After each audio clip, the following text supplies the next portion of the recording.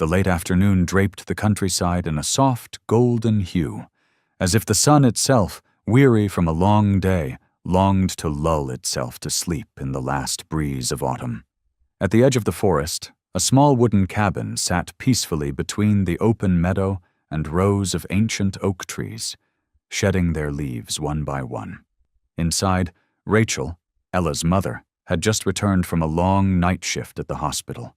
Exhausted but trying her best to smile, she leaned down to tie her daughter's scarf gently. "Only play in the woods, okay? Don't go too far. And remember, come home before it gets dark," she said softly, her voice like a lullaby sung 1,000 times, familiar, loving, and full of care. "I promise, I'm an explorer, remember?" Ella beamed.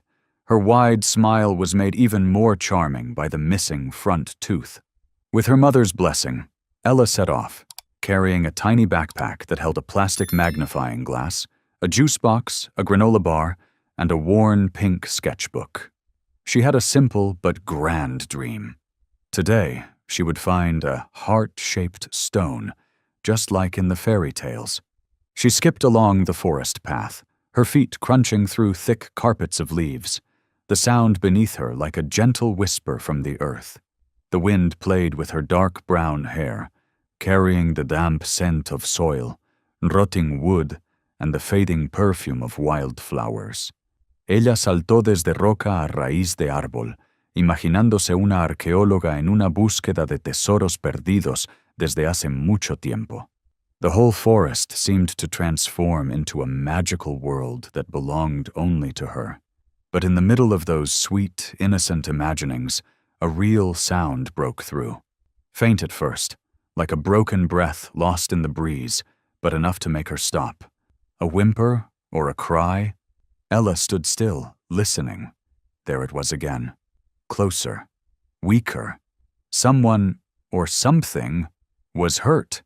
Her little heart pounded fast in her chest, not from fear, but from the deep sense that someone needed her. Slowly, quietly, Ella moved through the underbrush, parting ferns and ducking beneath dry branches. It felt like something invisible was leading her until she stopped in front of a rusted metal fence, hidden between two large tree trunks. And there, in that silent moment, she saw something that made the world go still. A large dog lay on its side, trapped in twisted coils of barbed wire. Its thick black and brown fur was stained with blood along its hind leg, and its belly was swollen, pregnant. The dog trembled, breathing in short, shaky bursts. Its cloudy brown eyes met Ella's, wide with fear, yet pleading, desperate enough to make anyone cry. "Oh no," Ella whispered, afraid that even her voice might break what little strength this poor creature had left. She knelt, inching forward with care. The barbed wire dug deep into the dog's leg, one strand buried cruelly in flesh, blood oozing steadily. Ella's hands trembled. She'd never dealt with a wound like this, but she knew one thing. She couldn't leave the dog there alone. The dog never looked away. It didn't growl or resist. There was only surrender in its eyes, and somewhere deep within, a fragile flicker of hope. Ella gently laid her hand on its tangled fur and whispered, like soothing a baby, "It's okay. I'll help you." And in that quiet autumn afternoon, in a forest echoing with wind and rustling trees, an invisible bond formed between a 5-year-old girl full of compassion and a warrior dog carrying both life and secrets within her. Neither of them knew then that this seemingly chance encounter would mark the beginning of a journey filled with danger, love, loss, and hope, where courage wasn't measured by age and a kind heart could save a whole world.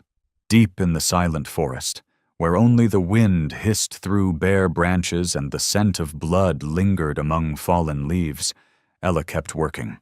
She untangled the sharp coils of rusted barbed wire from the dog's leg, one painful loop at a time. Some parts had hardened like stone, jagged as knives, slicing into her small hands and leaving thin red cuts. But she didn't notice. She didn't care. All her focus was on the creature fighting for its life before her. Every time she accidentally touched a wound, and the dog whimpered, Ella would pause, lean in close, and whisper an apology, as gently as a mother calming her child. She had never learned how to save the injured, but she had watched her mother, still in blood-splattered scrubs after long shifts, kneel to clean Ella's scrapes, gently dab bee stings, or wrap gauze around a bruised wrist. Those were not just medical acts. They were how her mother loved, one soft movement at a time. And now, in her instinctive way, Ella was repeating them. At last, the dog was free from the metal trap. Its breath was still heavy, but the panic in its eyes had faded. Ella quickly removed her pale yellow handkerchief, a birthday gift her mother had sewn from an old blouse, and wrapped it around the worst of the bleeding. She stroked the dog's muddy back and whispered like a lullaby, "You're okay now. You're safe. I'll take care of you." Her voice was quiet, gentle like the forest breeze. But somehow the dog understood. Its large tail wagged ever so slightly, and in its amber eyes something profoundly human flickered, a fragile but unmistakable trust.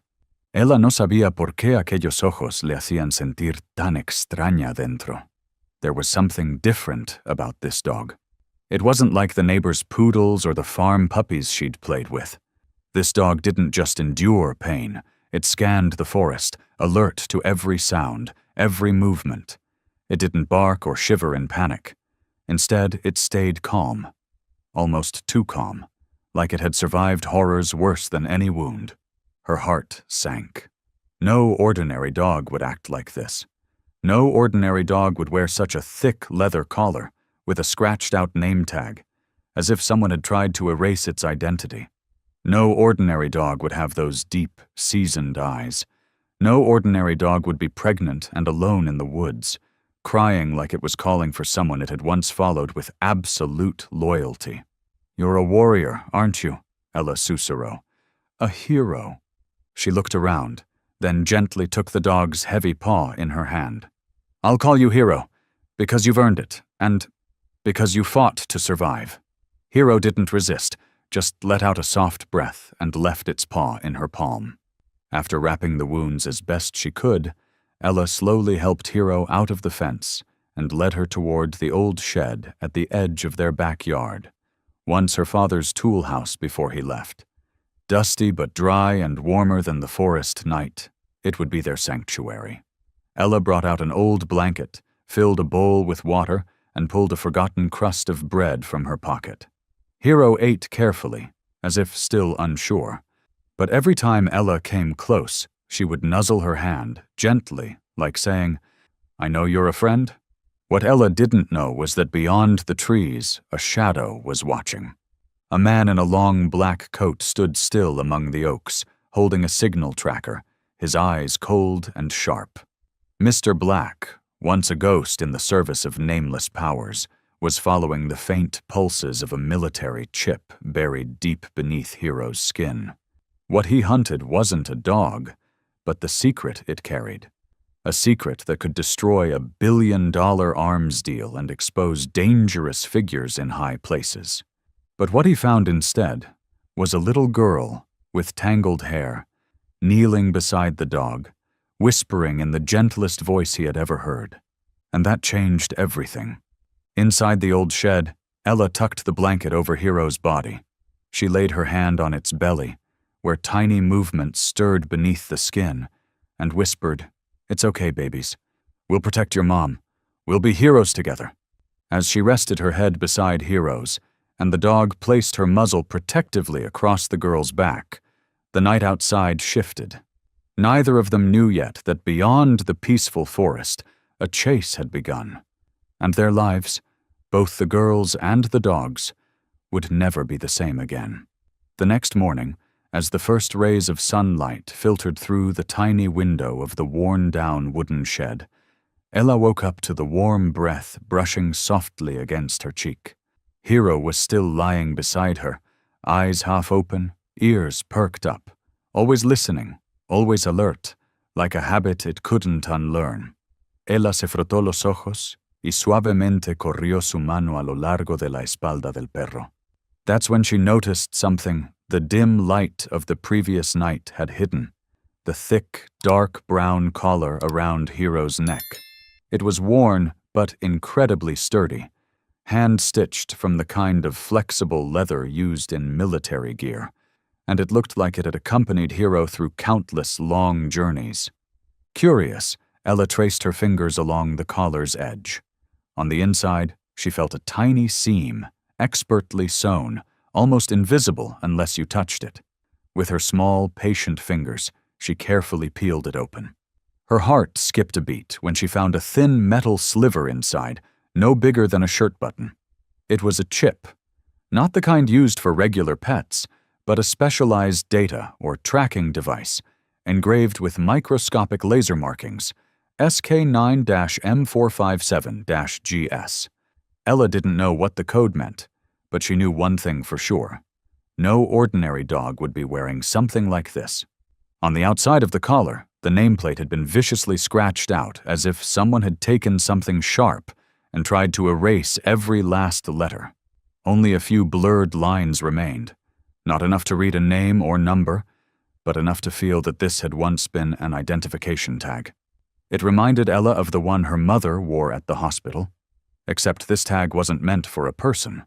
Ella gripped the collar in her hands, her mind spinning with questions. She looked into Hero's eyes, still calm, still glowing with that quiet intelligence and unwavering trust.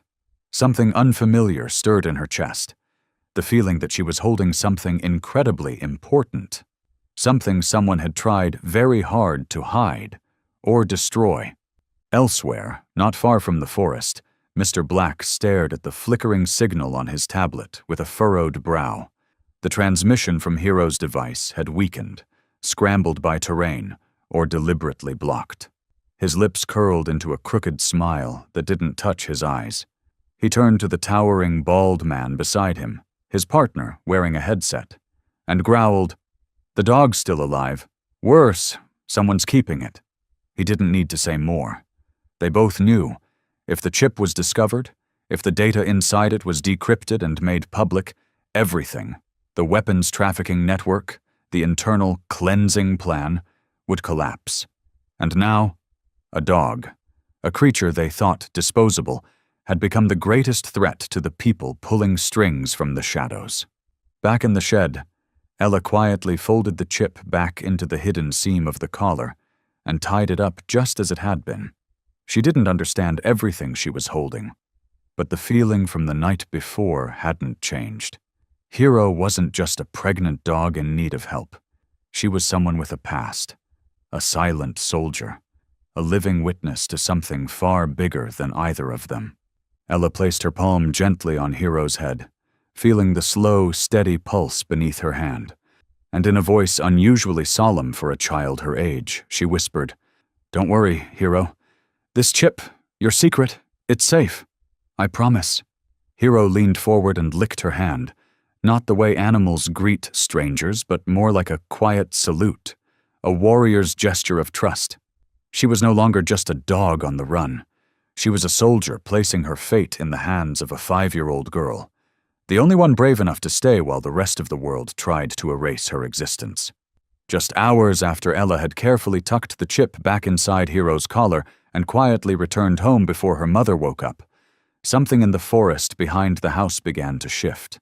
The air turned still, unnaturally so, as if every small creature, the birds, squirrels, rabbits, could sense a creeping threat weaving through the trees and underbrush. Even Hero, resting on the old blanket inside the shed, suddenly sprang to her feet. Her ears stood tall, eyes locked on the sliver of light peeking through the shed door. The fur on her neck bristled, not from pain, but from the deep instinct of a soldier who had faced danger too many times to ignore the signs. At the forest's edge, a matte black SUV rolled to a stop without a sound. Its door swung open, and out stepped a tall man dressed immaculately in a long black coat. Thin leather gloves covered his hands, and dark sunglasses obscured half his face, despite the overcast sky. He carried no map, no tracking dog, didn't stop to ask for directions. Instead, the faint blinking light on his handheld device guided him with precision, leading him ever closer to where Hero was hidden. He didn't knock on doors or speak to locals, but within 10 minutes he stood at the front door of the small wooden house where Rachel and Ella lived. He knocked 3 times, sharp, forceful, like a summons from a courtroom. Rachel, still in her nightclothes, eyes heavy with exhaustion from her hospital shift, opened the door. She stiffened immediately at the sight of the man's expressionless face. "Sorry to bother you," he said, his voice flat, empty of rhythm or emotion. "I'm with an animal control unit. We're tracking a dangerous dog that escaped from a special training facility. It's a large German shepherd with black and brown coat, possibly injured. This dog is unsafe to approach." Rachel narrowed her eyes. She had no idea what this was about, but her instincts as a mother made her shift to block the doorway. "I haven't seen any dog," she said cautiously. "And in this neighborhood, if there were a stray, the kids would have told me first." The man tilted his head slightly, as if analyzing her words for cracks. After a few seconds of silence, he handed her a business card. Blank except for a number and a digital signature. No company name, no logo. "If your daughter sees anything, call me. This is urgent." As the SUV pulled away, its tires silent on the grass, Rachel stood motionless at the door, unease crawling under her skin. That man, though he hadn't made any direct threats, felt wrong, out of place, and while she couldn't name the feeling, Hero, still hidden in the shed, knew exactly who had come. A scent on the breeze told her enough. She shrank back, hackles raised, and let out a deep, instinctive growl. That wasn't a stranger. That was him. The man who once stood behind the steel doors where dogs like her were trained, monitored, and tested. And he wasn't here to recapture her. He was here to erase her. That evening, when Ella snuck food out to Hero like she always did, she barely made it near the shed before Hero emerged from the shadows, already waiting. But something was different. She didn't rush forward to greet Ella or sniff the food. Instead, she nudged the girl gently in the chest, then turned her head sharply toward the forest, where an unnatural silence hung in the air. Ella, too young to understand all the pieces, still felt the weight of something shift. Her heart dropped. She crouched low and whispered, "Is someone watching us?" Hero didn't answer, just remained still, eyes fixed on the trees, where a faint red laser had briefly flickered, then vanished into the night. Ella's small hand tightened inside Hero's fur, and at that moment, deep in the dark woods, one truth became clearer than ever. Whoever was looking for Hero was not a good person, and if they found her, they would not spare the girl who had taken her in. From that day on, Hero never slept soundly again. Even pregnant, she kept one ear open and her eyes on the shed door. Every time Ella arrived, Hero would scan the forest behind her before she allowed herself to relax. Because now, more than ever, she knew. She wasn't the only one being hunted. Ella was too. And the machine that had created Hero, the one built in shadows to turn animals into weapons, was moving again, silent and ruthless. But what it hadn't expected was the girl. Sasha didn't sleep. Ever since the man in black appeared, since that familiar scent of danger seeped through the rotting gaps in the shed, her body had been taut like a drawn bowstring. No sound escaped her ears once trained to catch the thunder of boots on desert sand. No movement passed unnoticed by eyes that had stared down enemies through bursts of gunfire. And on a misty morning, when the sun had yet to warm the dew-laden grass, Sasha rose to her feet, walked to the door of the shed, and looked at Ella with an urgency in her eyes that said, "It's time to go back, to where it all began." Ella, still so young, recognized that look right away. Not the gaze of a simple animal, but of a soul carrying an unfinished mission. She didn't ask questions, didn't hesitate. She simply nodded, wrapped the old leash around Sasha's neck like second nature, and together they moved silently through the garden and onto the narrow path that led into the woods. The forest in early morning mist felt different, solemn, almost sacred. Leaves floated gently to the earth like whispers from the trees. Sasha walked slowly, but with purpose. Her pregnant belly made each step heavier, but she never stopped. Her legs, the same ones that had crossed enemy lines and moved under command, now carried her with quiet determination to a place that mattered, a place where she had once been abandoned and where a secret still lay buried. They reached it at last, beneath the great oak tree, beside the rusted fence that still stood like a monument to pain and survival. Sasha didn't lie down this time. Instead, she moved left, toward a thicket of drooping brush, and began to dig, not frantically, not wildly, but with deliberate, familiar motions, as if recalling something long buried in muscle memory. A training? A protocol. Ella se arrodilló junto a ella, apartando capas de hojas húmedas y tierra suave. Her fingers quickly struck something solid, cold, damp, and caked in mud. It was an old military backpack, faded camouflage green, one strap torn, the fabric fraying at the corners.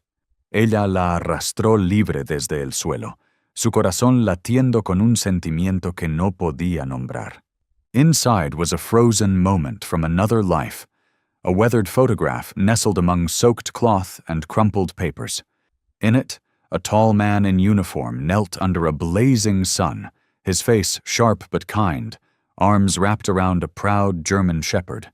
Unmistakably Sasha, younger, stronger, wearing full tactical gear and the unmistakable gaze of a warrior. On the back of the photo, a handwritten line, nearly erased by time. Sasha and Captain Rivera, Fort Benning, 2022. Ella stared at the picture, whispering, "You're Sasha, and he was yours." Sasha didn't bark. She simply laid her head on Ella's hand, a silent confirmation. Her eyes shimmered with a sorrow too deep for words. It wasn't the look of a stray, but of a soldier who had lost her partner, the one who once called her comrade. Ella dug further into the backpack and discovered a hidden compartment, expertly concealed at the bottom lining, a space so narrow that only a small hand like hers could slip inside. She pulled out a tiny black USB drive with an engraved code, SK9-EX2-alpha. It looked nothing like any USB she'd ever seen. Sleek, featureless, no company logo, just a symbol, a pair of wings.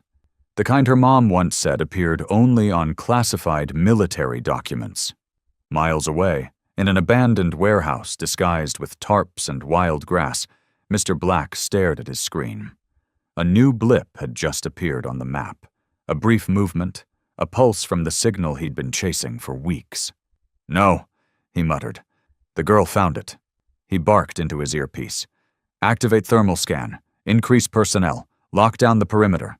This time bring me the USB. The dog, the girl. Clean sweep."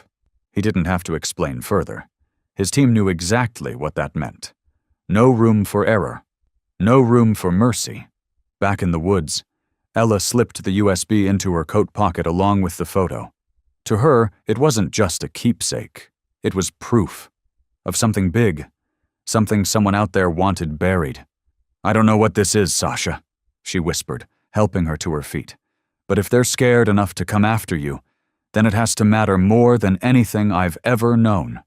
Sasha looked at her, and in those eyes, there was complete trust.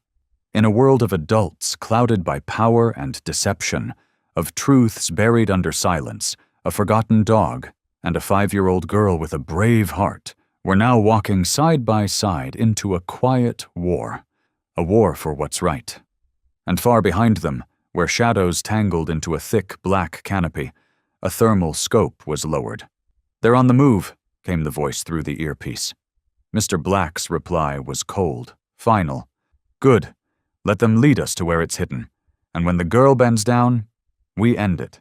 From the moment Ella walked out of the forest with the mysterious USB and the photo of Captain Rivera tucked inside her jacket pocket, she knew she couldn't carry this secret alone much longer.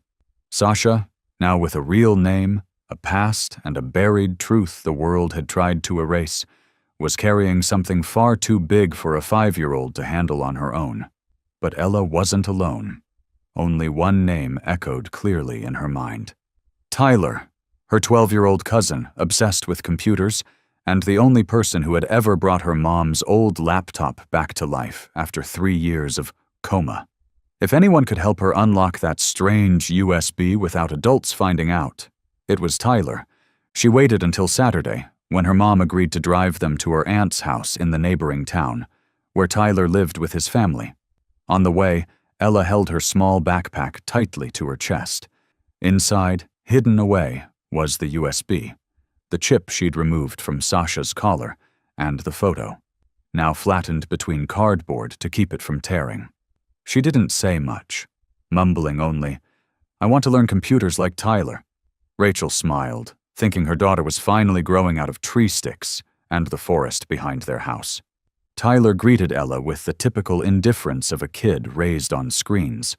But when she leaned in and whispered, "I've got a weird USB. I think it holds something people are trying to hide," his eyes lit up instantly.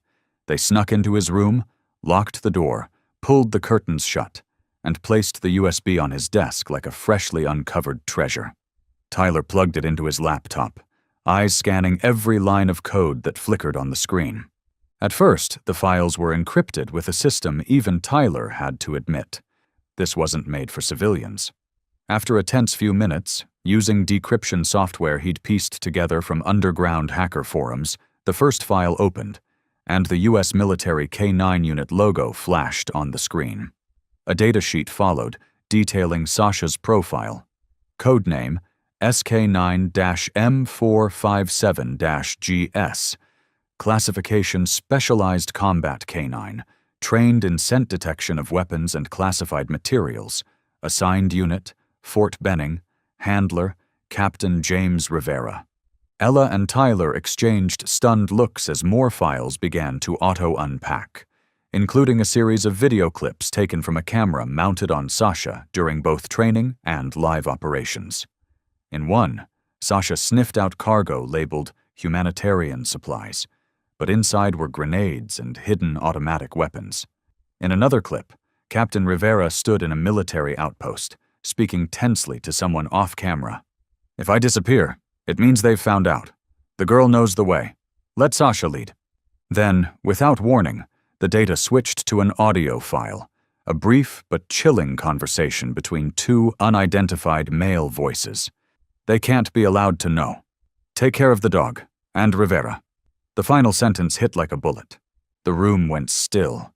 Tyler swallowed hard, whispering, This is way bigger than we thought."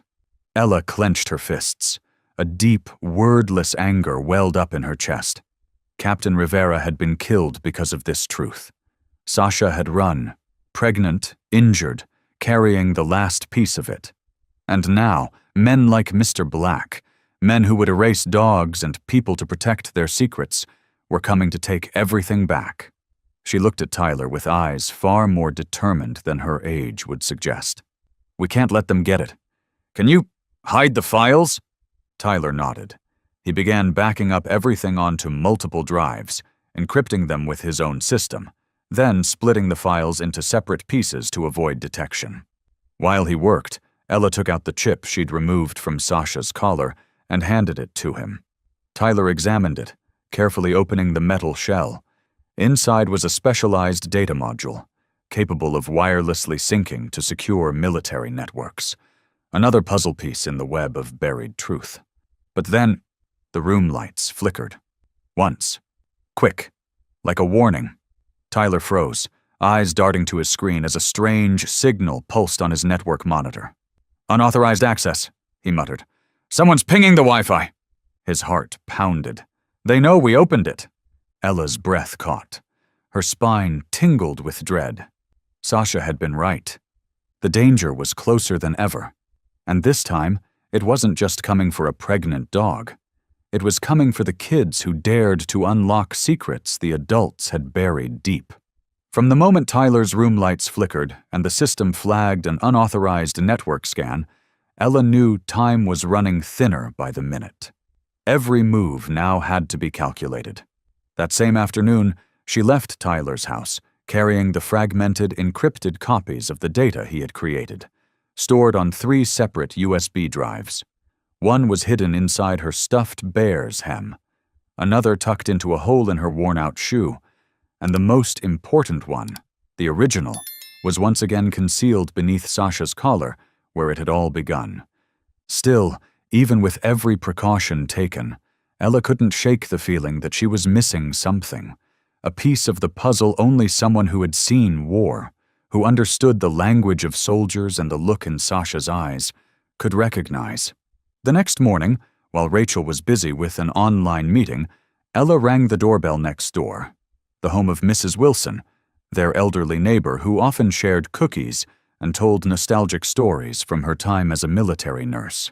When the door opened and those kind eyes appeared behind thick glasses, Ella didn't hesitate. She held out a small cloth bundle. Inside it, Sasha's worn leather collar, the scratched metal tag, and the chip she'd removed days earlier. "I need your help," Ella said quietly. "I don't think this is just a regular collar." Mrs. Wilson blinked in surprise, but ushered her inside and closed the door a little more carefully than usual. The living room was full of soft light and the gentle scent of lavender. She placed the collar on the wooden table, put on a pair of white gloves, and pulled out a magnifying glass. And then, something shifted. The twinkle in her eyes faded into a serious, sharp focus. Gone was the warm old lady spinning tales over tea. What remained was someone else, precise, disciplined, someone who had once worn a badge few civilians ever saw outside of movies. "SK9 isn't just a code," she began slowly. "It stands for Scent K9, a specialized military dog unit trained to detect explosives, weapons, classified documents, or hidden people." Her voice was steady as her eyes studied the tag. M457 could be the unit region code, and GS likely means government sensitive, as in top-level classified. Ella se tragó. Su corazón latía con fuerza. So Sasha isn't just a military dog. She's carrying something connected to the government? Mrs. Wilson nodded gravely, then lowered her voice to a near whisper, as if afraid the walls might hear. "You don't know, sweetheart. Dogs like this, they're part of shadow units. They don't just follow. They remember routes, record missions through body-mounted cameras, and carry mobile data within chips like this one. If a soldier dies, the dog becomes the final messenger." Ella's eyes burned. She saw again the Sasha she had first met, bleeding, broken, caught in rusted barbed wire, her belly heavy and eyes full of defeat. Not from pain, but from the weight of a mission that had seemed impossible to complete. And now, the files she and Tyler had unlocked weren't just information. They were Rivera's final words. A hope. A light meant to reach the darkest corners. Mrs. Wilson carefully turned the scratched ID tag in her hand. She squinted at a small section, a corner not fully damaged. With a needle tip, she gently scraped away the dull metal. Then she gasped softly. Rivera didn't want it to be readable, but he didn't want it erased either. She pointed. "Look here, a tiny mark like the Greek letter lambda and the number 23. That's the insignia of Lambda 23, a covert operations group involved in weapons tech transfer during the Middle East campaigns." She looked up, and for the first time, Ella saw true fear in her expression. "If you found this, and if someone else is looking for it, you need to be extremely careful, because you've just stepped into the grown-ups world, where rules don't always mean safety." Ella sat in silence, head bowed toward the collar. The scratches were no longer meaningless. They were messages from a soldier beyond the grave. Outside, Sasha sat in the yard, looking through the window as if sensing something vital was being spoken. And when Ella stood, slipping the collar back into her bag, Mrs. Wilson placed a hand gently on her shoulder. Her voice, though soft, carried a weight that settled deep in Ella's chest. "Hold on to that dog, Ella. She was a warrior. And now, she needs a partner to help her finish what was left undone." Outside, the wind had started to shift, and far away, in the brush beyond the town's edge, a long camera lens clicked shut with a faint snap. the proof that Sasha's story was no longer hidden in the shadows. It was heading straight into the storm. As Ella stepped out of Mrs. Wilson's house, clutching the collar that had begun to reveal the first pieces of truth, Sasha, lying quietly beneath the lavender bush, lifted her head to watch. The late summer wind brushed gently through her thick coat, carrying the scent of flowers, but there was no peace in her deep brown eyes. Everything Ella had just discovered, everything Mrs. Wilson had said, Sasha already knew, not through words but through blood, through instinct, through memories etched into her bones, from a time when she wasn't a pet but a soldier, a member of the silent ranks that never made it into the official records. She remembered Fort Benning, the old base with sun-scorched grass and the shrill of morning training whistles. There, she wasn't just a dog. She was Sasha-M457-GS, handpicked through grueling genetic trials, entered into a specialized training program for the most sensitive missions. The first human to ever touch her wasn't a veterinarian, but a pair of calloused, steady hands that smelled of leather and gunpowder, Captain James Rivera. He never shouted, never used the whip, but when he looked at her, his eyes demanded precision, discipline, and absolute loyalty. Together, they endured the harshest training, sniffing out explosives in mock cities, tracking targets across deserts and snowfields, and staying motionless for hours just to locate a single signal. To other soldiers, Rivera was quiet, cold. But to Sasha, he was everything. Her guide, her anchor, the one constant presence. Even when the world began to unravel. That day, the day everything changed, the base went on sudden lockdown in the middle of the night. Familiar faces turned strange. Doors that once welcomed were bolted shut. The halls were empty, eerie. Rivera knew something was wrong. He whispered, "Stay close," and led Sasha out of the central compound. In a small, dusty storeroom behind the old supply hangars, he opened a bag and carefully removed her ID tag. In its place, he inserted a new chip, the final backup of everything they had discovered. Falsified weapon lists, secret transport routes, encrypted communication codes, and names. Names once called brothers in arms.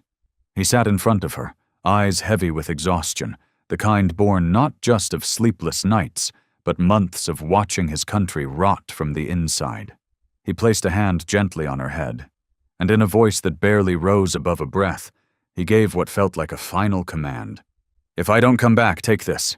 Get it to the backup site, or anyone who will understand. Don't let them erase it. You're my eyes, my ears, the last part of me." Sasha understood, not the words, but the truth in his voice, the urgency in his gaze. And minutes later, just as he'd feared, gunfire erupted from the main building. Rivera sprang up, shoved a photo into her vest, the same one Ella now carried, and shouted, "Go, go now!" Sasha ran, through darkness, through heartbreak. Her chest tore in two as that final gunshot echoed behind her, and then silence. A silence that stretched across days, through forests and fences, until she collapsed behind rusted barbed wire in an unfamiliar woodland, bleeding, pregnant, with no more commands to follow. It should have ended there. But it didn't, because a 5-year-old girl had looked at her, not with fear, but with gentleness, with eyes that mirrored his.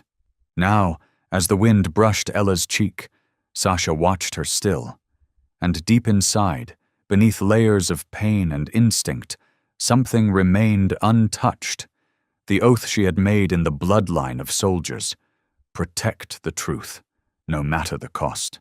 Whether standing between life and death, or staring into the tearful eyes of a child too young to know darkness, Sasha, the warrior, was still on her final mission. Not for herself, but for the man who fell, and for the children who didn't yet know how to fight. That afternoon, as golden sunlight streamed through the trees and spilled across the porch where Sasha lay beside Ella, the sound of a vehicle pulling up outside the gate broke the stillness, soft as a breath, but enough to make Sasha's ears twitch. She stood instantly, alert. Her heavy, pregnant body didn't slow the stance of a trained warrior bracing for what might come. Ella rose to check, but before she could step out, a firm, low voice rang from the other side of the gate. "I'm not here to hurt you. I'm here for Sasha, and for Rivera." That name cracked through the quiet like a bolt of lightning. Ella turned toward Sasha and saw something shift in the German shepherd's gaze. Not just suspicion, but recognition. A memory, once buried deep in blood and instinct, stirred to life. Sasha stepped forward, slow but steady, as the woman beyond the gate drew closer, lowered her hood, and knelt. "Hello, little one," the woman said gently. "You kept his final promise, didn't you?" Her voice didn't tremble, but it carried a weight, the kind forged in grief, too deep for words. Her name was Alex. Once a combat medic, she had served alongside Captain Rivera. She had dressed Sasha's wounds after missions. She had sat silently beside Rivera as he typed up his final reports. And she, more than anyone, knew. Rivera didn't die in an accident. They had suspected something for months. They'd gathered evidence. It was Alex who had helped Rivera split the data. One half she hid herself. The other was entrusted to Sasha, the one companion he knew would never betray him. "He was assassinated," Alex said calmly, her hand resting lightly on Sasha's head as the dog's fur rose and fell with each breath. "The night before we were supposed to report to High Command. We had it all. Names, routes, video, recordings. They struck first. A random military highway crash. No witnesses, no cameras. The morning news said it was an unfortunate accident, but only I and Sasha knew it was a cover-up." Ella stood frozen, eyes wide. She was young, but she understood. Sometimes the truth is the very thing people will kill to bury. Sasha tilted her head and gently leaned into Alex's chest. In that quiet moment, two survivors of the same memory met again. Not in a war zone, but on a rural porch bathed in fading sunlight. No words were needed to share what they both knew. Rivera's death wasn't the end. It was the beginning of the next fight. Alex turned to Ella, shocked not just that she had found Sasha, but that she had protected the encrypted data, the half they once feared lost forever. She sat beside Ella and explained what Rivera had uncovered. An underground network hidden within the military, where powerful figures disguised weapons smuggling as humanitarian aid. Rivera had tracked them for 8 months, and when they realized he wouldn't be bought, they silenced him. "Sasha carries the last part of his heart," Alex said, her voice softer now. "And you carry what's left of justice." Her eyes filled for a moment as she looked at Ella, not with pity, but with awe. "Do you realize how brave you are?"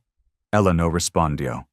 She simply tightened her grip around the USB in her coat pocket, where the warmth of her hand seemed to tether her to Sasha, to Rivera, and to everything that was coming next.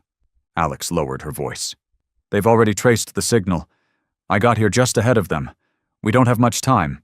Sasha can't run far, not in her condition. But if we can get the data to the right place, you'll both be safe. And Rivera can finally rest." Overhead, a flock of black birds scattered across the sky, spiraling like storm waves across a darkening canvas. Sasha remained silent, but her eyes, fierce and wet, said what no words could. There was belief, there was pain, and there was something more. A quiet oath that the final battle had come, one that would be fought not with weapons, but with truth and loyalty. Alex's warning had barely faded when the sky broke open. Rain began to fall, light at first, then heavier, tapping against the metal roof of Ella's home like an urgent whisper. It blended with the thudding hearts of 3 beings standing close: a young girl, a former combat medic, and a pregnant dog who had once been a silent soldier on unnamed front lines.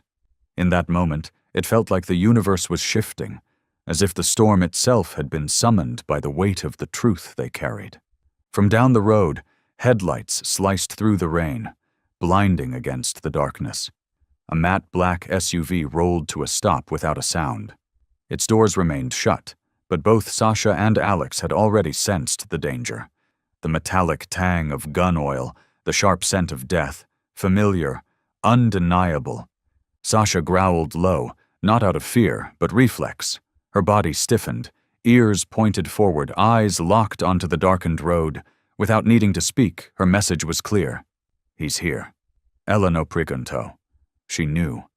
Mr. Black had found them, and he hadn't come alone. 3 figures stepped out of the vehicle with the calm precision of men who had done this before. This wasn't a child's yard to them. It was a theater of operation. Alex yanked Ella close, shut off the house lights, and whispered quickly, "We go now. Back door, no footprints." The rain hammered harder. Thunder rumbled low. It was the perfect cover for a retreat. No bullets yet, but tension clung to them heavier than smoke. Alex tucked the USB and the data chip into an inner pocket, slung her first aid pack over her shoulder, and helped Ella slip a too-big plastic dog raincoat over Sasha's body. The only armor they had left for the warrior carrying not just life, but truth. Sasha led the way, her pace steady. She didn't need to think. Every step was guided by a memory carved in discipline.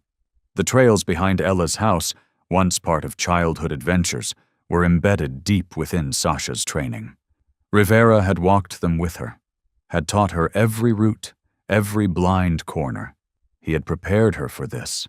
They slipped through the backyard fence, moved over moss-slick paths, the squelch of boots and paws drowned out by rain. Ella didn't speak, but her hand never left Sasha's back, her silent trust flowing like warmth through every step. Alex moved behind them, her instincts sharp, watching the tree line, listening to every rustle, every shift of air. She knew what men like Black came for, and she knew they didn't come to warn. At a narrow fork in the trail, water gushed into a dry creek bed below. Sasha stopped, growled, then turned toward higher ground, a longer route, but one Rivera had marked as safest. Ella nearly slipped, but Alex caught her. Sasha turned back, gently tugged Ella's sleeve with her teeth, urging her forward. Every step was a wager, against time, against death. Behind them, beams of light swept into the forest. A second engine revved, higher-pitched, mechanical. A drone. Recon. Alex pulled a small jammer from her backpack. Field grade, old but reliable. She flicked it on and tossed it into the opposite brush. 15 minutes of signal interference, she whispered. That's all we've got. Ella asintió. Her lips were pale, her shoulders shook, not just from the cold. Sasha pressed her body to Ella's leg, steady, warm. Her eyes didn't glow from the rain or the lights. They burned with a silent promise. No one will hurt you. Finally, they reached the fallen oak, the last landmark before the safe zone Rivera had once mentioned. But behind them the lights flared brighter.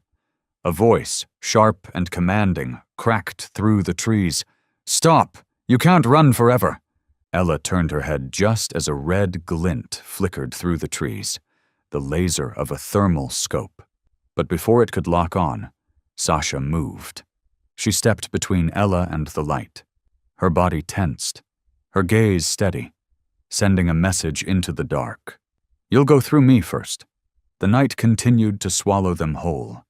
The rain fell harder, heavier, until it blurred the edges of the world, and the deep forest became their final, faithful ally. The chase had begun, but it was far from over.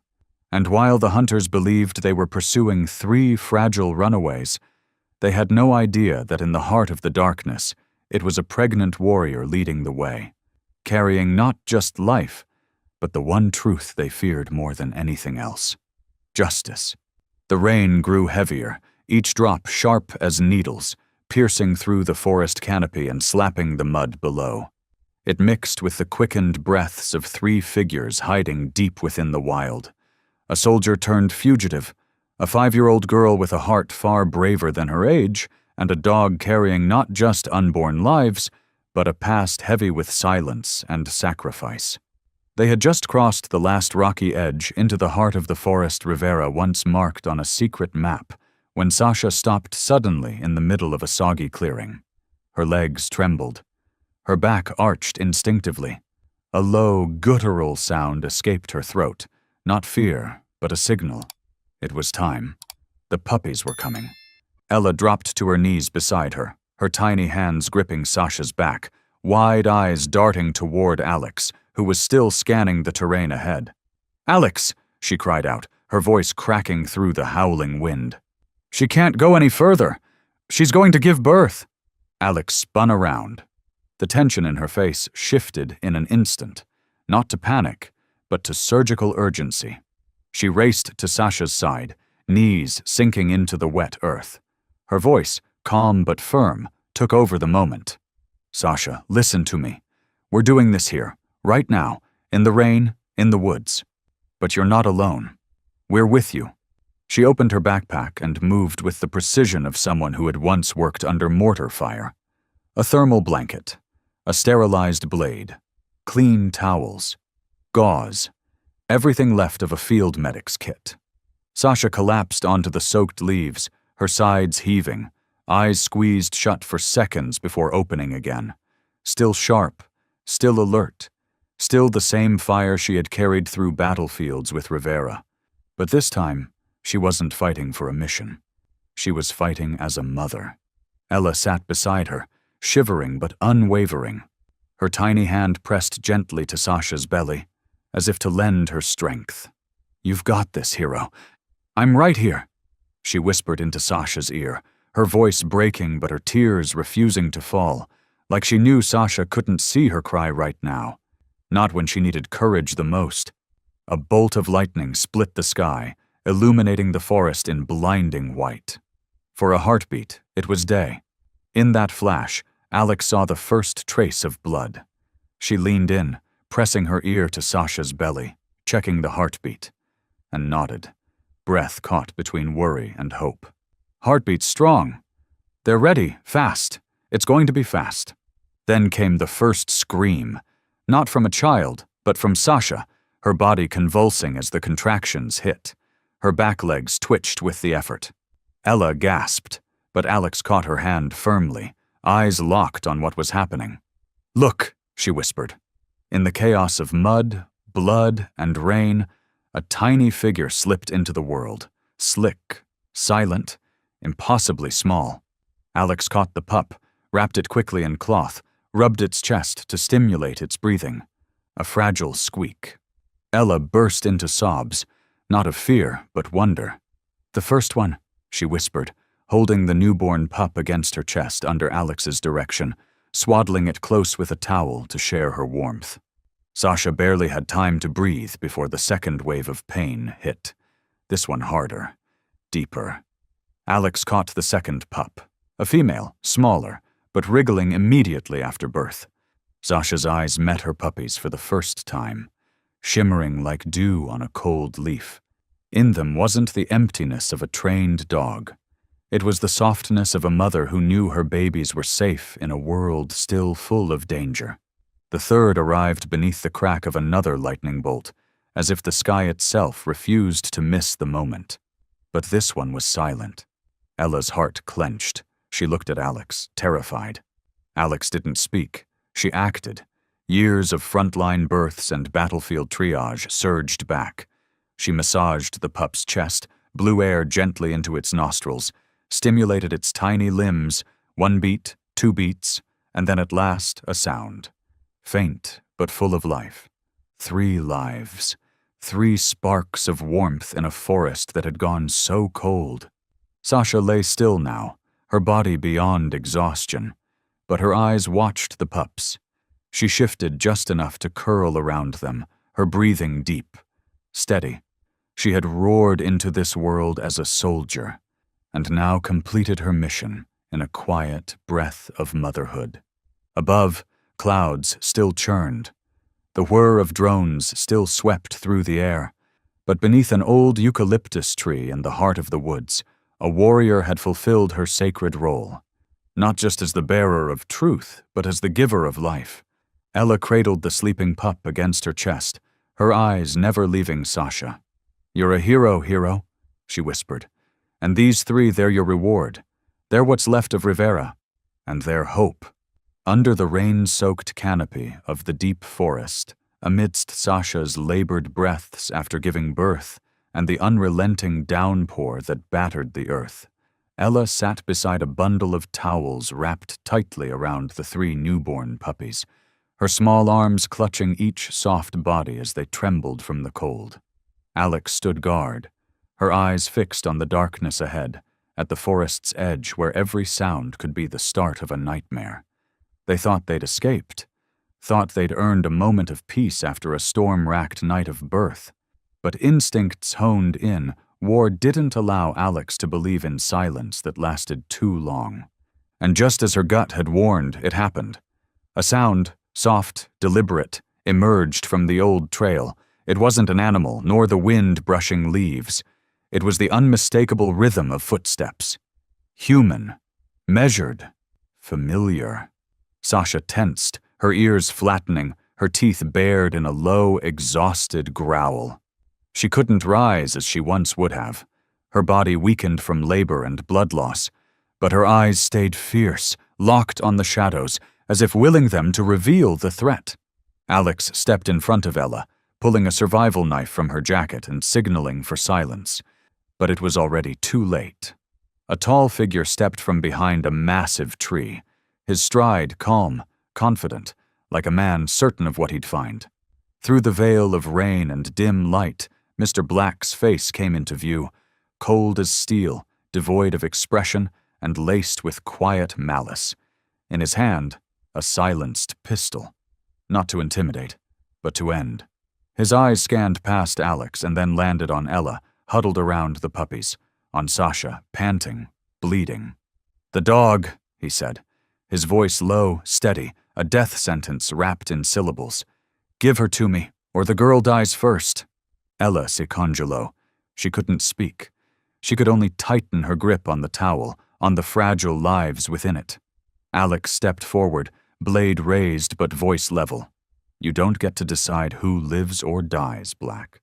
We have the evidence. The military's on its way." Mr. Black smirked, unmoved.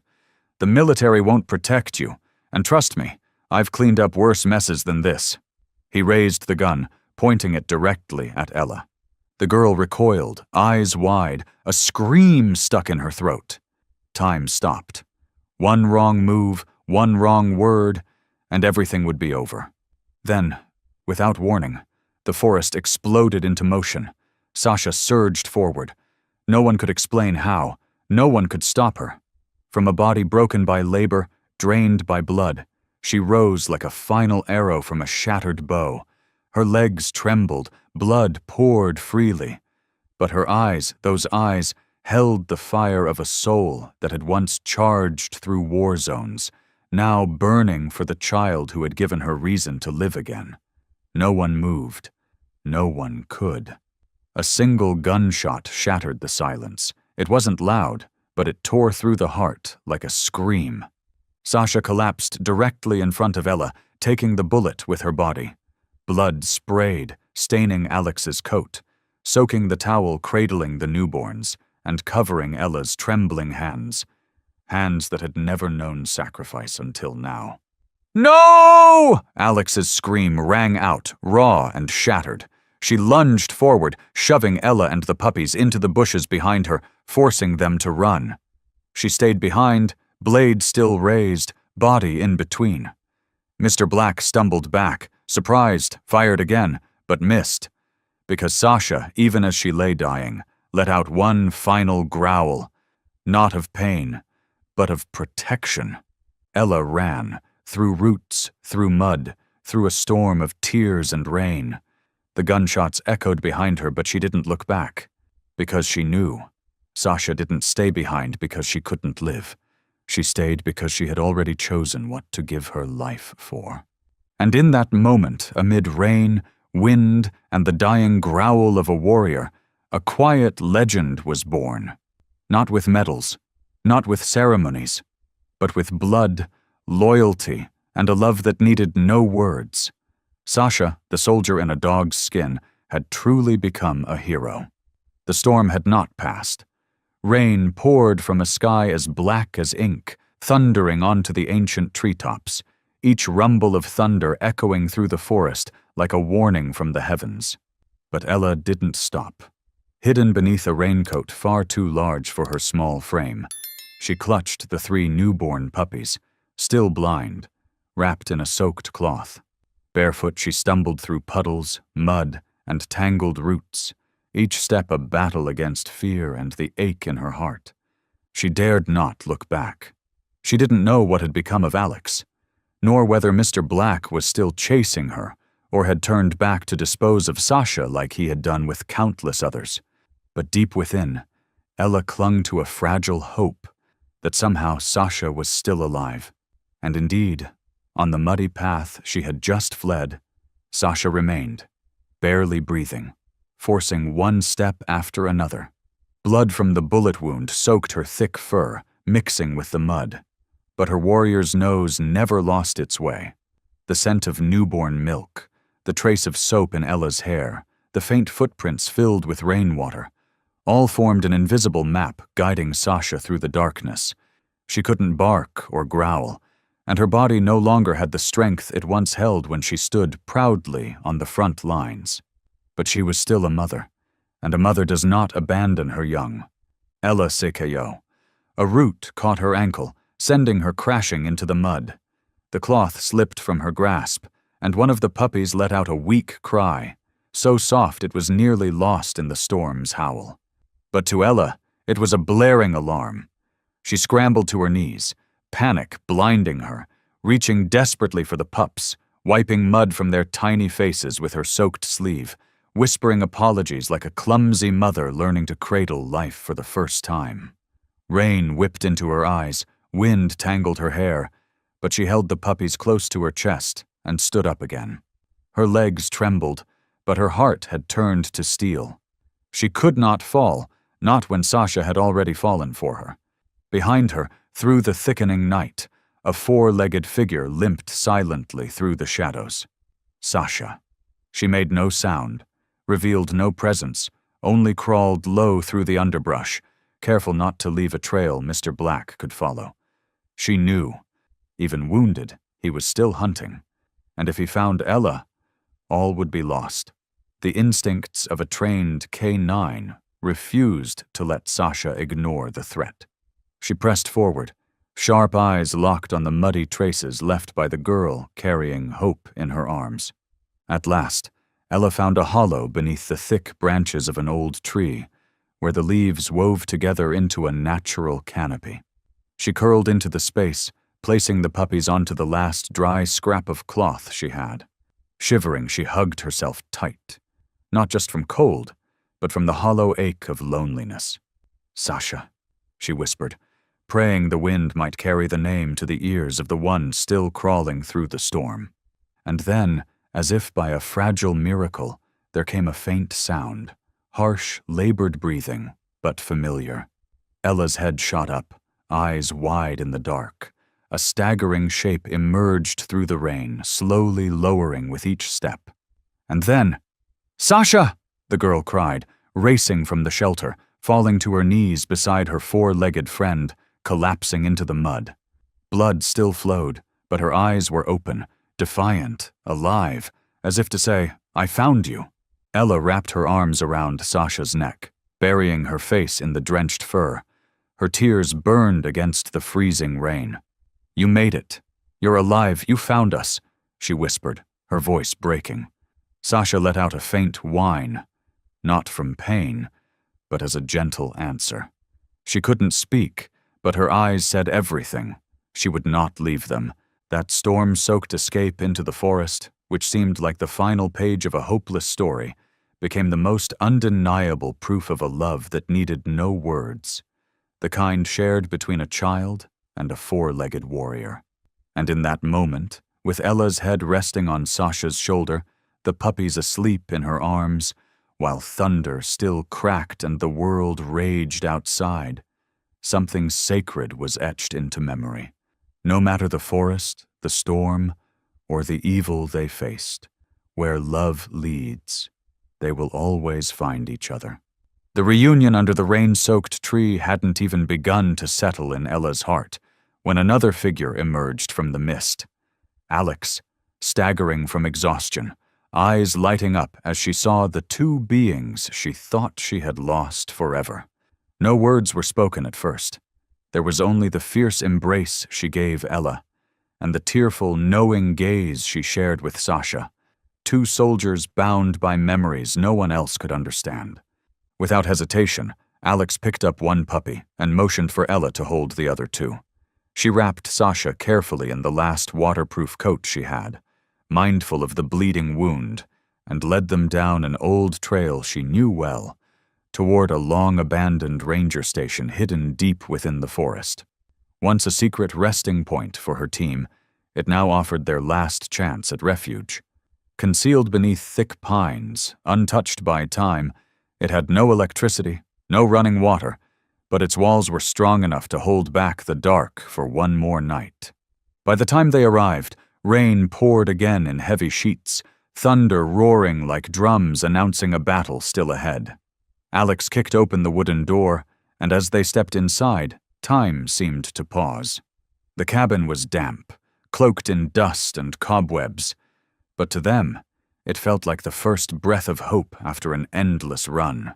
Alex rushed to the old hearth, gathering the last dry twigs left in the corner. With a lighter and unwavering breath, she coaxed a flame to life. The first warm glow in hours spread across the room, illuminating the water streaks on Ella's cheeks, the gashes on Sasha's body, and the tiny trembling forms of the puppies. Sasha was laid beside the fire, too weak to move, but her eyes followed Ella's every step. Though pain robbed her of strength, she kept watch, her silent vow to stay for Ella, for her pups, for the fallen comrade whose promise she carried. Alex opened her medical kit. Her hands, though no longer steady, still moved with practiced care. She cleaned the bullet wound with salt water, stopped the bleeding with gauze, and bandaged Sasha with the last soft fabric she had. Meanwhile, Ella, though barely able to stay upright, wrapped the puppies close to her chest, warming them with the fire, the cloth, and her heartbeat. The little ones whimpered, searching for their mother, and Sasha, fighting for life, shifted her body, inch by inch, so her pups could nurse. Her will to be their mother triumphed over pain, even over death waiting quietly in the shadows beyond the trees. In a rare moment of peace, Alex sat beside Ella, gently placing a thick blanket over her shoulders. "You were incredible," she said, her voice hoarse but tender. Ella dijo nada. Solo asintió ligeramente, los ojos nunca dejando a Sasha. "Will she live?" she asked, her voice nearly breaking. Alex paused, then whispered, "She's a soldier, and soldiers don't give up, especially when there's someone left to protect." Outside, the storm raged on. But inside that tiny ranger station, a fire burned, not just in the hearth, but in the hearts of 3 souls, a former medic, a brave child, and a 4-legged warrior whose heart beat stronger than any who had ever stood on the battlefield. For now, they were safe. But Alex knew the peace would not last. Somewhere out there, Mr. Black was still searching. And when he found their trail, when he realized Ella had survived, the real fight would begin. The fire in the ranger station still flickered gently, its warm orange glow dancing across the rotting wooden walls, pushing back the cold of the deep forest. Outside, the wind howled in bursts, but inside the small room, a strange calm had taken hold, not the silence of fear, but of rebirth. Ella curled beside a thin blanket, her tiny hands supporting the 3 newborn puppies who were now beginning their first hesitant movements. Their little bodies were still drenched, but their breathing had grown steady. She looked up at Sasha, still lying motionless by the hearth, then bent down again, gently drying each puppy with her old shirt, treating every soft strand of fur like a sacred treasure. The puppies began to respond. First, a faint whimper, then soft snuffling sounds from their noses. One of them, the smallest, pitch black, but the first to stir started crawling forward, mouth opening and closing in search of their mother. Sasha, exhausted beyond limits, eyes shut tight, seemed to feel it. A shaky, drawn-out breath rose from her thin chest as if silently welcoming them. She shifted slightly, just enough to open a space at her side, and miraculously, the three puppies began to crawl toward it, as if they had waited their whole lives for this moment. For the first time since the storm, Ella heard it. The faint, rhythmic suckling of tiny mouths, barely audible, yet filled with life. Tears spilled from her eyes, not out of panic or sorrow, but out of a deep, overwhelming relief. She touched each pup's head, quietly feeling the warmth growing in their fragile chests. "You're alive. Sasha saved you," she whispered, her words floating upward, as if hoping the stars above might hear and bear witness to this small miracle. Across the room, Alex kept a steady watch on Sasha's wounds. She said nothing, but her eyes never left the flicker of an ear or twitch of a tail, knowing even the slightest movement could mean the difference between life and loss. The bandages were soaked through, and Sasha's breaths came in labored waves, but her gaze never strayed from her pups. It was as if the last ounce of strength she had was focused entirely on watching over her babies, holding on until she simply couldn't anymore. Each time a puppy whimpered, her ear moved slightly. Each time someone touched her children, she shifted closer. Even with eyes closed, the instincts of a mother remained sharp, as if she were still in uniform. Ella didn't move from Sasha's side, her small body pressed tightly against the dog's cooling fur. Her little hand stroked Sasha's neck gently, as if trying to pass the warmth of her own heart into the warrior's fading body. "Please don't sleep yet, they still need you. I still need you," she whispered, her voice trembling with fear she could no longer hide. Alex stepped over and placed a gentle hand on Ella's shoulder. "She's still fighting, Ella, and she won't stop, not while her pups are here. That's Sasha. I know her." The wind outside continued to wail as if the forest itself was holding its breath, watching the battle for life unfold in that lonely wooden cabin. The firelight caught in Sasha's barely open eyes, casting a soft, almost holy glow, an expression Ella would never forget. It wasn't just the gaze of a mother, but the soul of a fighter, offering her final breath so that new life could begin. And so, in the night, just when it felt like everything was ending, something sacred began. There were no lullabies, no arms of grown-ups to hold them, only the silent bond between a warrior on the edge, a child who hadn't yet grasped the world, and three tiny lives just beginning to breathe. They were born into storm and pain, fed by a body still bleeding, warmed by the fragile hands of a child. But in that raw, unforgiving moment, love rooted itself deeply, and hope began to breathe. Sasha was still there. Ella stayed by her side, softly humming the lullabies her mother used to sing when she was small. And Alex, beside the fire, quietly loaded her weapon, her eyes alight once more. Because, tonight, those tiny lives had survived. And for them, they would fight to the very end. Inside the old ranger station, the air remained thick with the warmth of fire and the fragile rhythm of survival.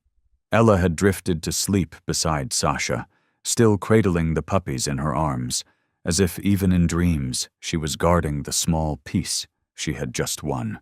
Sasha no longer whimpered, but each breath was still a battle, every rise and fall of her chest pulled from the deepest wells of will. In the corner, Alex sat in silence, watching Ella, the child who, in less than 2 days, had become a quiet hero, shouldering a burden far too heavy for such a young heart. Alex stood up gently and pulled a military-grade satellite phone from her backpack. It was untraceable, encrypted, and reserved for true emergencies. Avoiding any light that might wake the others, she stepped onto the porch. The rain had eased, but the sky was still choked with gray clouds, an omen refusing to lift. The forest slept in heavy silence, but Alex knew too well. Silence was sometimes more dangerous than footsteps. Her fingers moved quickly, inputting the secure code and connecting to a private, encoded frequency. After several long beeps, a calm, low male voice answered. Captain Monroe, her former commander, and one of the few people she still trusted. She didn't waste a second. Her voice was urgent but composed. Evidence recovered.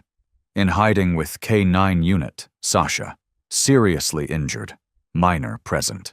The pursuer is Mr. Black, confirmed in the area. Request immediate extraction and support, coordinates attached. Target confirmed? Monroe asked, voice cold but focused. Alex replied at once, USB and original data card. Both extracted. Enough to indict for conspiracy and illegal weapons trade. There was a short silence, then Monroe's reply. Extraction team inbound. Max 8 hours, hold position, do not transmit again. Alex nodded, eyes fixed on the dark horizon. But she had one more call to make. She switched frequencies, accessing a private, encrypted line she hadn't used in years. But now, it was the only lifeline that mattered. Rachel Morgan, Ella's mother. It took time for the signal to connect. When Rachel's voice finally broke through, it trembled with panic and exhaustion. Ella, where's my daughter? She didn't come home last night. I called and called. Was she taken? Alex took a breath and kept her voice low, gentle. Rachel Ella's with me. She's safe, but we're in hiding. A dangerous man is after us. I can't explain everything now, but it involves a military breach. And Sasha, the dog Ella saved, is at the heart of it. There was a dead silence before Rachel whispered, Oh my God, is she hurt? Is she scared? No, Alex said, her eyes turning toward the room where Ella slept, still cradling the smallest pup. She's stronger than I ever imagined. She's been caring for Sasha non-stop, helping her through labor. If not for Ella, those puppies wouldn't have survived. And maybe the evidence she's carrying will save more lives than you realize. Rachel choked back a sob, part disbelief, part desperate love. Before she could speak, Alex gently cut in. Rachel, listen closely. You cannot tell anyone, not even the police. Mr. Black is tracking us by every means possible. He could show up at your door. If anyone asks, tell them Ella is visiting her grandmother. You must protect her location with your silence. It's her shield right now. The line went quiet, but Alex could hear Rachel crying. She braced for refusal, for panic. But instead, what came back almost knocked the breath from her. I'm a nurse, Alex. I've held dying hands, whispered last words to mothers who lost sons to war. I can't lose Ella, but if silence is what saves her, then I'll do it. Just bring my daughter home. I trust you. The call ended without fanfare. Alex remained on the porch, surrounded by darkness and trees, her breath catching not from fear, but from the weight pressing down on her. She wasn't just guarding evidence, or a K-9, or a child. She was guarding something bigger. A mother's trust, a child's courage, and the unyielding spirit of a warrior who, even pregnant and wounded, had refused to surrender her young. Back inside, the fire still glowed softly. Ella stirred in her sleep. Sasha opened her eyes, barely, and met Alex's gaze. No words were needed. I'm still here, and I'm grateful. Alex smiled and whispered back, Hang in there, help is coming. Ella's mother is ready, and I won't let anything happen to any of you. She knelt beside the pups, adjusting each thin cloth, then leaned close to Sasha's ear and whispered, You're not alone anymore. The 3 of us, 3 women, 3 fighters, we're going home. Just before the first light could slip through the dense canopy around the ranger station, when peace had barely taken root, an icy sound tore through the morning mist. Footsteps, fast and heavy, trampling the damp forest floor, followed by the chilling click of a gun's safety being disengaged. Alex jolted upright. Her soldier's instinct moved faster than thought. She threw herself in front of Sasha and Ella, both still asleep, drew her sidearm from her hip, and pressed her body tight against the wooden door. In a flash, she knew. Mr. Black had found them. The door rattled under a sudden kick. Then came the voice, cold, familiar, slicing through the trees. Enough, Alex. Hand over the dog and the kid, and I promise you walk away. Alex's grip on the gun tightened. her eyes flaring with disgust. She knew too well. Promises from his mouth were worth nothing. She leaned back, whispered to wake Ella, motioned for her to crawl deeper into the shadows behind the old tool cabinet, clutching the 3 puppies to her chest. Sasha, though drained from childbirth and still wounded, stirred the moment she heard that voice. No one needed to tell her. Her eyes ignited, not the dull eyes of a broken animal, but the sharp, burning gaze of a warrior ready for one final fight. The door burst open with the crack of a rifle butt. Harsh flashlight beams sliced through the darkness, and in that single moment of chaos, Sasha launched like a bullet, pouring every last shred of strength into one desperate leap. She hurled herself at the man crossing the threshold, none other than Mr. Black, her former handler, now a traitor. He never expected a dog who had just given birth and been shot to move with such speed and precision. The impact drove him to the floor, his weapon flung from his grip and skidding across the wooden boards, landing near Alex's feet. Without hesitation, Alex kicked the gun out of reach and charged at the second man entering behind him. Sasha, though shot again in the shoulder during the struggle, roared with fury, her jaws clamping down on Mr. Black's arm as he tried to rise. Her eyes burned, not with rage, but with something purer, the raw, primal instinct to protect, the instinct of a mother, of a soldier who had never abandoned her post. Mr. Black screamed, writhing under Sasha's grip, his hand scrambling for the dagger in his boot. But Sasha didn't let go. Blood soaked her dark fur, dripping to the floor, but her gaze held steady, unwavering. Across the room, Ella crouched with the puppies clutched to her chest, eyes wide with fear, but locked on Sasha. She wanted to scream, to run to her, but the warmth Sasha had given her day after day was now speaking louder than fear. Don't be afraid. Trust me, as long as I'm standing, you are never alone. Alex overpowered the second soldier, tying his wrists with the rope she'd stashed by the door. She turned just in time to see Sasha still grappling with Mr. Black, the floor slick with blood. Without hesitation, she grabbed a heavy branch from the firewood pile and slammed it down on Mr. Black's shoulder, sending him sprawling. Only then did Sasha release her grip, collapsing in a breathless heap beside Ella. Her eyes searched the girl's face, asking silently, "Are you safe?" Ella fell to her knees and wrapped her arms around Sasha, tears raining onto her fur. "You saved me again," she whispered. Sasha closed her eyes, but her tail flicked, just once. A faint wag, but enough to say, "I'm still here, for as long as I can be." Alex cuffed Mr. Black, securing him beside his unconscious comrade, then rushed to Sasha's side, her expression carved with worry.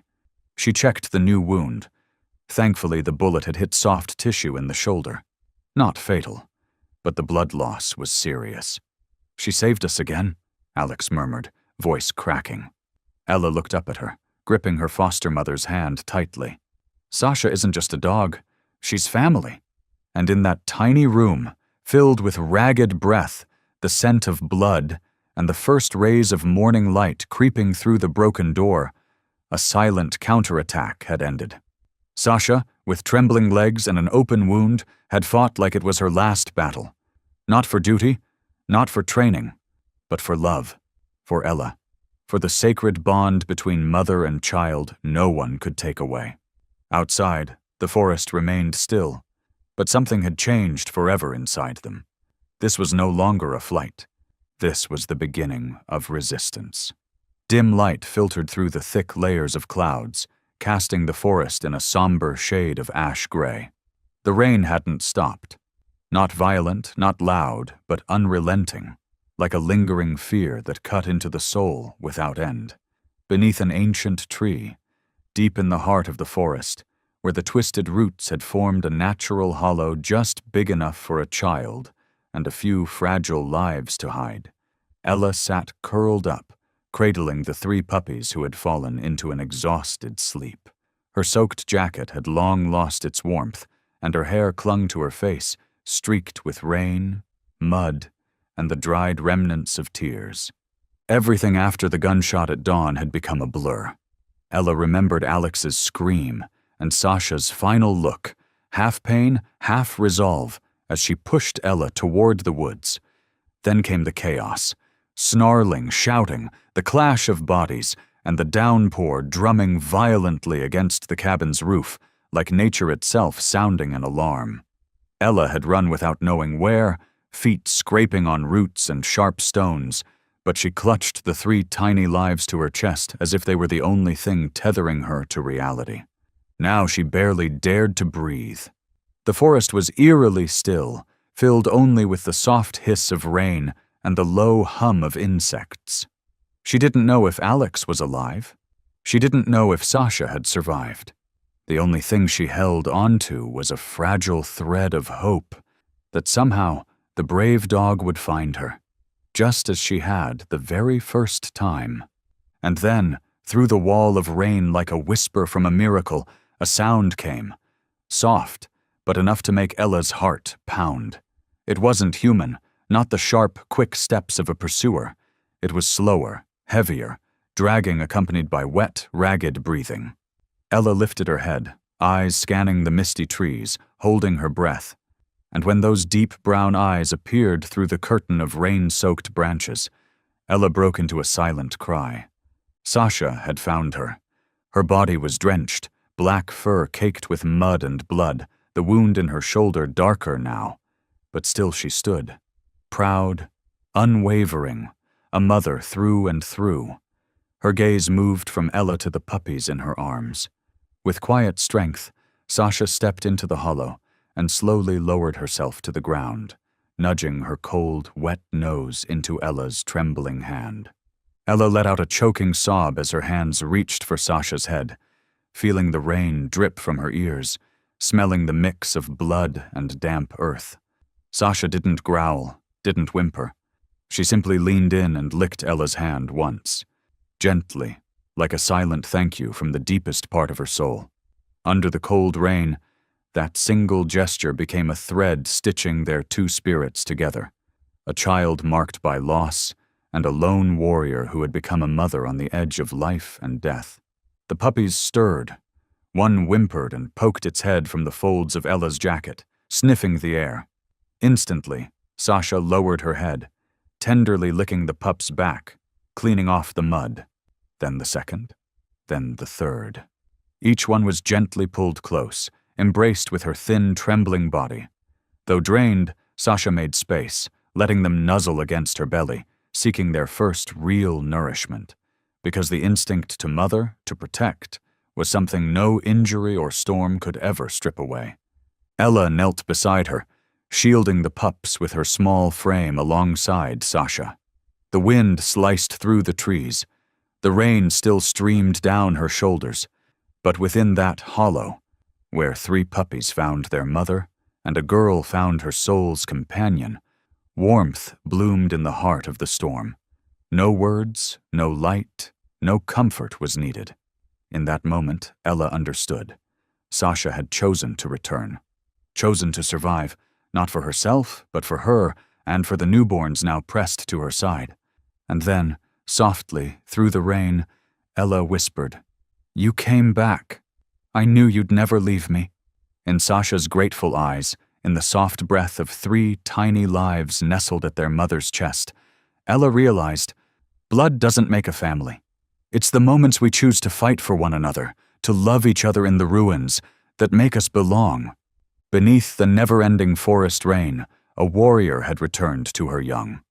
A little girl had reclaimed her hope, and a family, fragile yet fierce, was finally, truly born.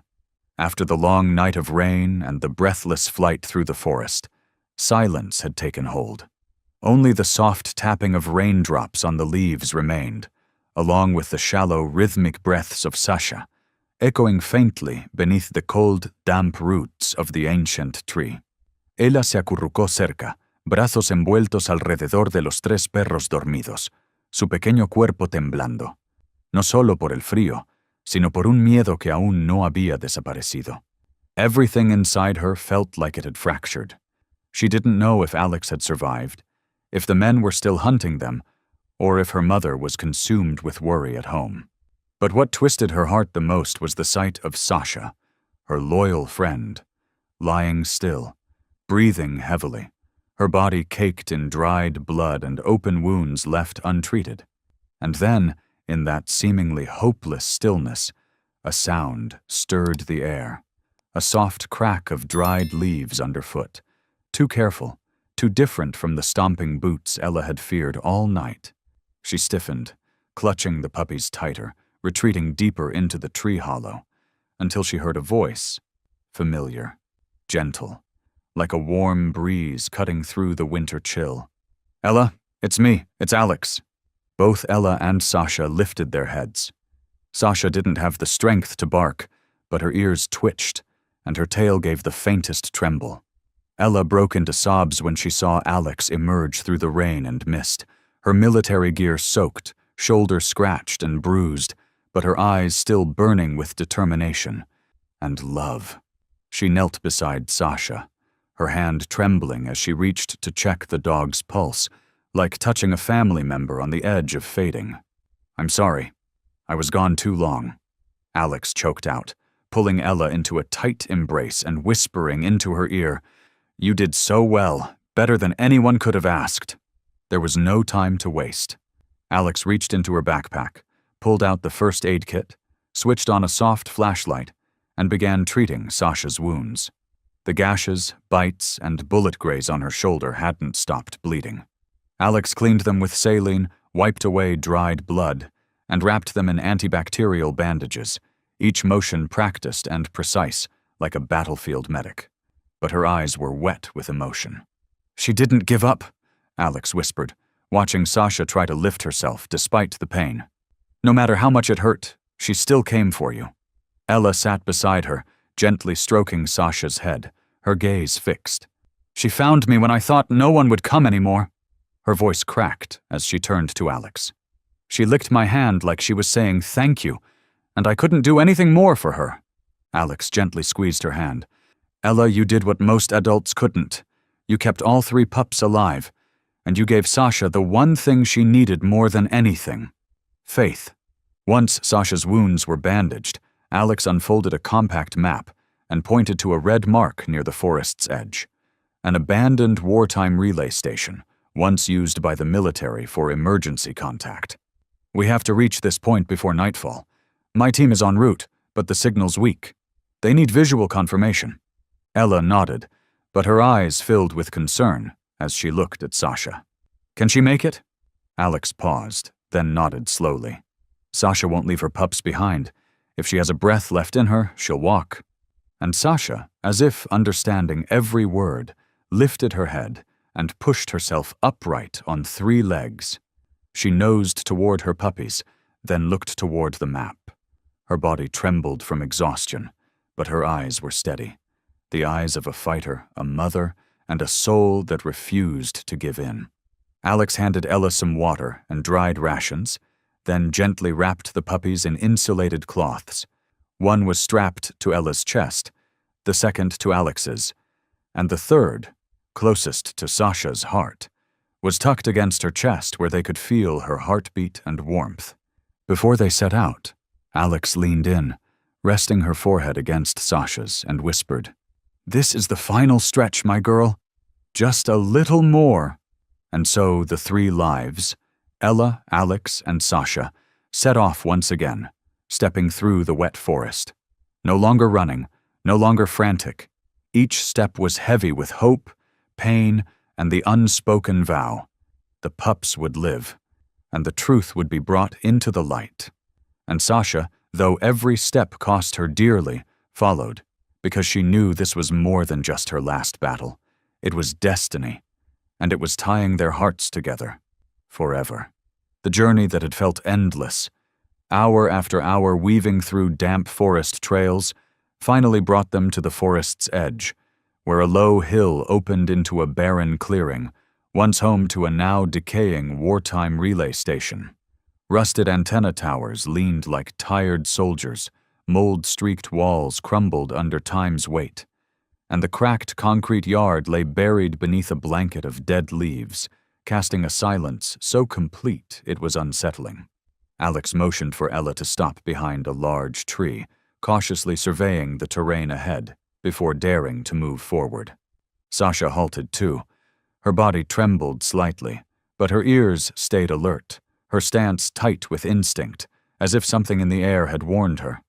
A low growl rumbled in her throat as she stepped forward, nose sweeping across the ground, eyes sharp and searching. Just as Alex reached for her radio to signal the extraction team, a dry, unmistakable sound sliced through the heavy air. Cold and deliberate. Not leaves, not wildlife, but the click of a gun's safety being disengaged. "Don't move!" came a low, measured voice from across the clearing. From behind a crumbling wall stepped Mr. Black, his face as emotionless as ever, though his eyes now burned with barely restrained fury. At his side were two heavily armed men in black coats. One leveled a sniper rifle at Alex's chest. The other aimed directly at Ella, still clutching the weakest puppy to her chest, shielding it with her body. "You've come all this way," Mr. Black said with a mocking smirk as he stepped closer. "And you still don't understand. That dog doesn't just carry secrets. She is the secret, a living witness that could bring down powers you can't begin to comprehend." Alex stepped forward, shielding Ella with her own body, her voice steady but unwavering. "She's not just a dog. She's my partner. She saved my life. And now she's protecting the truth you're trying to bury." Mr. Black tightened his finger on the trigger, half threat, half dismissal. "Truth is nothing compared to power," he said coldly, his eyes flicking toward Sasha, who with a faint growl had positioned herself between Ella and the danger, her breathing heavy, her body tense, but her eyes still alight with unbroken resolve. She was no longer a wounded animal. She was a shield, a sentinel, a mother, a soldier. The moment froze. Tight, silent, unbearable. Then, like a lightning strike tearing open the sky, Mr. Black raised his gun and fired toward Ella. But before the bullet could land, Sasha launched herself into the air, faster than any human reflex could hope to match. She moved like living thunder, letting out one final roar that carried all the strength and instinct of a mother wolf. The bullet hit her shoulder, throwing her sideways into the concrete. Blood burst from her body, painting the ground in red. Ella screamed, rushing to her side, while Alex drew her weapon and returned fire. The gunfight exploded in chaos. Alex moved quickly, dragging Ella and the puppies behind the broken wall, bullets whizzing past.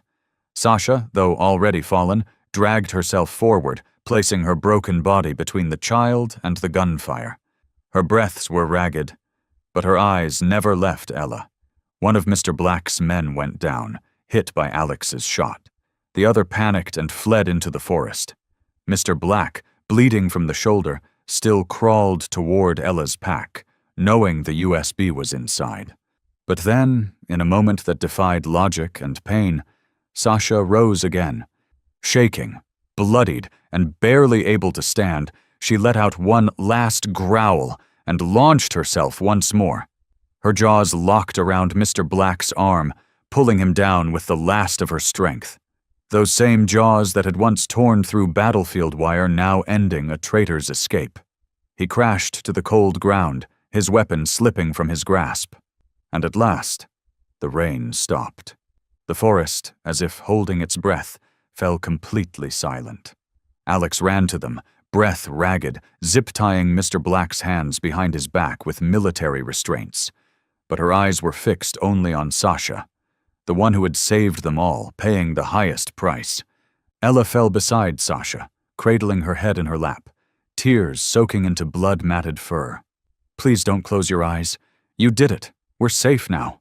Sasha didn't move, didn't whimper, but in her fading, clouded eyes, one final light flickered. The soft, knowing gleam of a soul that understood it had fulfilled its purpose. And as the sound of an incoming helicopter broke through the quiet, rescue teams descending, voices calling through the wind, the long, bloody night drew to a close. But what remained? Life, sacrifice, and the unconditional love of a dog named Sasha would never, ever fade from Ella's heart. As the dust stirred by the landing helicopter spiraled in the wind, as the deafening whir of rotor blades drowned out even the ragged breaths of those who had survived, Ella remained motionless, kneeling beside Sasha, arms wrapped tightly around the dog's slowly cooling body, as if her small frame alone could shield her from all the horrors still waiting outside. Her thin body trembled in the middle of that blood-soaked clearing, hair matted with mud and swept upward by the churning wind. Yet her eyes never left Sasha's face, where tired, clouded brown eyes still remained half open, watching her with a look that needed no words. Tender, proud, and unspeakably tired. "You protected me," Ella whispered into the storm of noise, her voice cracking beneath the weight of tears and shattered emotion.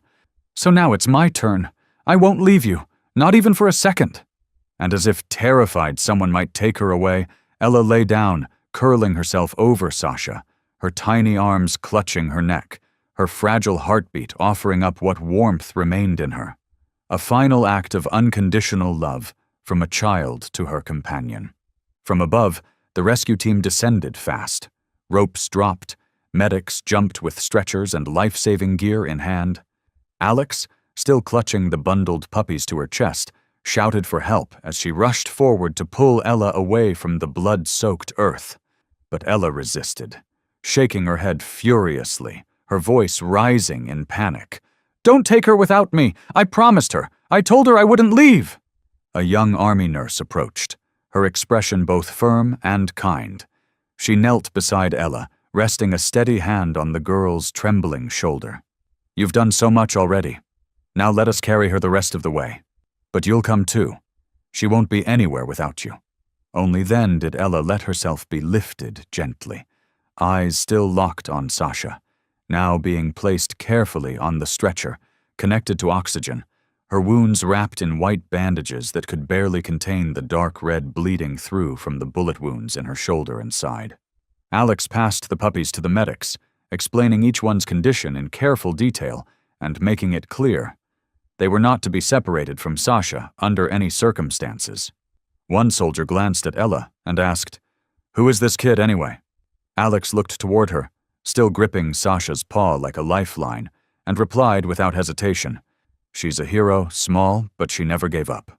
The rotors grew louder as the helicopter prepared for takeoff. Inside the cabin, blue and red emergency lights flashed over metal walls, the air thick with the scent of blood and antiseptic. The steady whir of the breathing machines blended with Ella's quiet sobs as she leaned close to Sasha, laying a small hand on her head and whispering one last promise. "You have to live for them and for me." And Sasha, though her vision had dimmed and her body ached with exhaustion and blood loss, turned her head ever so slightly toward Ella. In that fragile moment, on the line between life and death, her tail moved, just barely, trembling in the wind like the softest wave goodbye, or perhaps a quiet yes.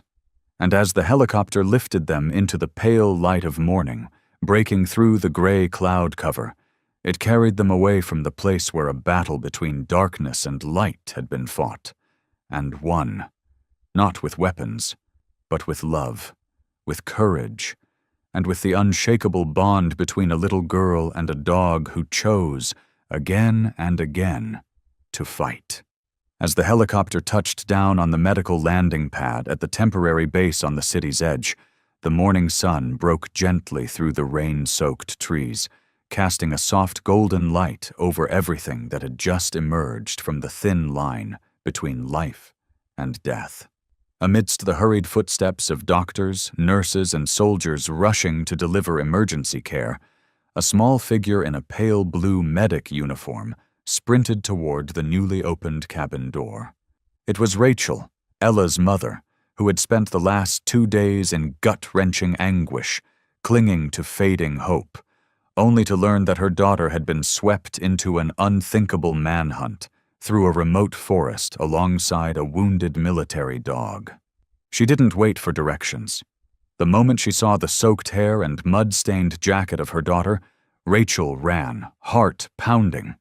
Ella, just lifted from the helicopter, raised her head. Her tear-filled eyes met her mother's, and for a moment, time stood still. One pair of eyes belonged to a mother who thought she had lost everything.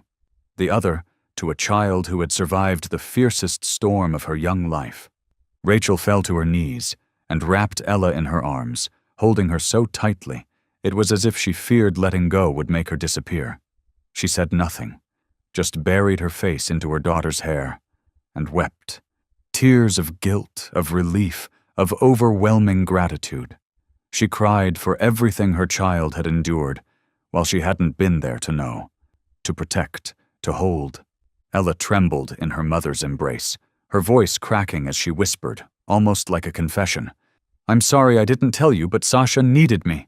She was hurt, and I couldn't leave her behind." Rachel pulled back just enough to look into her daughter's eyes, placing her hand gently against her cheek, her gaze overflowing with 1,000 unspoken emotions: shock, fear, awe, and finally, deep, aching pride. "You don't need to apologize," she said, her voice breaking. "You did something even adults would be afraid to do. I'm not angry. I'm just so proud of you, sweetheart." Then she pulled Ella into another embrace, one that held all the love she hadn't been able to show over the past 2 harrowing days. Alex approached, her arm still bandaged, her face softer now after all the chaos and violence they'd weathered. She placed a steady hand on Rachel's shoulder and gave a solemn nod of respect. "She's the reason Sasha's alive, the reason we're alive, just a child, but with a heart braver than many who carried a weapon." Rachel listened as Alex recounted the full story: the data on the USB, the ambush that killed Captain Rivera, the weapons smuggling conspiracy buried in shadows, and how that truth nearly claimed both Sasha and Ella. But through all the shock and the horror, what stayed with Rachel most was the image of her daughter, sheltering 3 newborn puppies under her coat, protecting a wounded dog through a thunderstorm in the mountains, refusing to leave her side because of a promise. And in that moment, Rachel didn't just see a child who had survived. She saw a girl who had grown in ways no one could measure, whose heart had chosen love over fear, and kept choosing it until the very end. Together, the 3 of them stood beside Sasha's stretcher, where the dog now lay connected to IVs and oxygen, her condition still fragile, but her breathing steadier. Ella gently rested her hand on Sasha's head and whispered, "I promised I wouldn't leave you, and now Mom won't let you go either." Rachel nodded, unable to hold back her tears. But this time, they weren't tears of fear. They were filled with something stronger: faith. Because now, in the quiet hum of monitors and the fragile rise and fall of Sasha's breath, something had become clearer than ever. Love, no matter how small, when given to the right soul, was powerful enough to hold on to life and bring light back into a heart that was slipping away in the dark.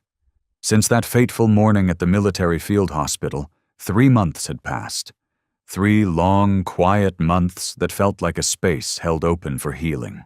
Wounds, both visible and hidden, had slowly begun to close, day by day, sleep by sleep, comforted by the soft caresses Ella gave to the framed photo of Sasha resting by her bedside. She had never forgotten that moment. Sasha lying still, unconscious, her breath as fragile as a whisper, surrounded by beeping monitors and doctors' furrowed brows. But Sasha had lived, not just survived a near-fatal bullet wound, but endured weeks of recovery at a specialized military training facility where 4-legged warriors were treated with the dignity and care of true soldiers. Meanwhile, Ella, back in her quiet village home, had clung to every update Alex sent. Brief letters, blurry photos of Sasha growing stronger, each one a glowing ember of hope in her chest. That morning, as the early summer sunlight filtered through the trees lining the road, a camouflaged military vehicle rolled gently to a stop outside Rachel's gate, as if not to disturb the warm scent of waffles lingering in the kitchen air. Ella, crouched on the porch feeding a stray cat, lifted her head at the sound of tires on gravel. Her eyes widened, startled, uncertain, but holding on to a hope that had never quite left her. The car door swung open, and before any words could form, Sasha leapt out, still favoring one leg slightly, but her eyes blazing, fierce and bright, as if the fire inside her had never once gone out. For a moment, Ella stood frozen, too stunned to believe what she was seeing. But then, Sasha bounded toward her, tail wagging with all the strength she had left, a soft whimper rising from her throat, one filled with longing and recognition. Ella ran. She collapsed into Sasha's thick fur, tears breaking from her throat in a flood of joy and disbelief. "You came back," she whispered, clutching Sasha's neck, her cheeks pressed to the same forehead she had once kissed in a dark, stormy forest. Sasha sat beside her, eyes closing, breathing in the warmth of home again. Then, gently, she turned her head toward the vehicle. Silent, but clear. "I didn't come back alone." From the back of the truck, 2 young dogs stepped out. No longer the helpless newborns they once were, now sleek, strong, their eyes sharp with curiosity and confidence. A young military trainer followed behind them, guiding them with ease. Then came Alex, her uniform crisp, her eyes soft with emotion she didn't bother to hide. "These 2 are entering a special training program," she said, laughing as one playfully nibbled her boot. "But there's one little recruit who's not quite fit to be a soldier." She opened the back door and lifted out a small figure, the tiniest of the litter, still delicate, her bright eyes wide and her damp nose twitching as she searched for someone familiar. "Her name is Hope," Alex said, placing the pup into Ella's arms. "Sasha chose her to stay with you. Because Hope is what you gave her when she needed it most." Ella held Hope close, fragile, warm, her heartbeat soft and steady in Ella's palm. And in her eyes, the same flame Sasha had once sparked now burned anew, fierce and bright. At the doorway, Rachel watched them with misty eyes and a heart full of gratitude for the dog that had walked into her daughter's life and taught her more than any adult ever could. Courage, loyalty, and the power of the smallest things to change everything. Later, when the sun climbed high and Sasha's shadow stretched long across the grass, Ella and Hope played under the tree where it all began. Alex turned to Rachel and said quietly, with certainty in her voice, "Some bonds aren't defined by blood or time. Some families, like this one, are forged through trials, and through the light we choose to follow when everything else is dark." Rachel nodded, smiling through tears, because she knew hope was no longer something distant or imagined. Hope was real, breathing, alive in the puppy now curled at Ella's side, in the steady presence of Sasha, and in the peace reflected in her daughter's eyes. A new beginning had arrived. That morning, the sky was impossibly clear. Sunlight spilled softly across the grass in front of Rachel's house, where Sasha sat quietly beside Ella, as if trying to soak in every last second with the girl who had changed her fate. 3 months ago, deep in the forest, in a storm of danger and despair, Ella had been the single spark that kept Sasha alive, the light that guided her to fulfill one final promise to a fallen comrade. And now, with her body healed, her pups safe, and the truth handed to the right people, Sasha, her eyes calm and steady like a seasoned warrior, understood it was time to continue her path. Ella must have sensed it too, because that morning she never left Sasha's side. She sat beside her, Hope nestled in her arms, the smallest, weakest of the litter, but now the living symbol of a journey marked by courage, loss, and love. Hope burrowed into Ella's chest, her tiny nose twitching against the hem of her shirt, bright eyes watching Sasha, as if she too understood that a goodbye was coming. Alex appeared in full uniform, a military vehicle waiting quietly by the gate, its engine humming low in readiness. She approached and rested her hand gently on Sasha's back, a silent signal. It was time. Sasha turned her head, ears twitching, then began to walk slowly toward the car. But after just a few steps, she stopped. She looked back, her gaze locking with Ella's, the girl who hadn't just saved her life, but returned to her the most precious thing of all, a reason to fight again. Not for orders, but for love and trust. Ella hugged Hope tighter, took a few steps forward, her eyes wet but shining with strength, just the way Sasha had taught her through every challenge they had faced.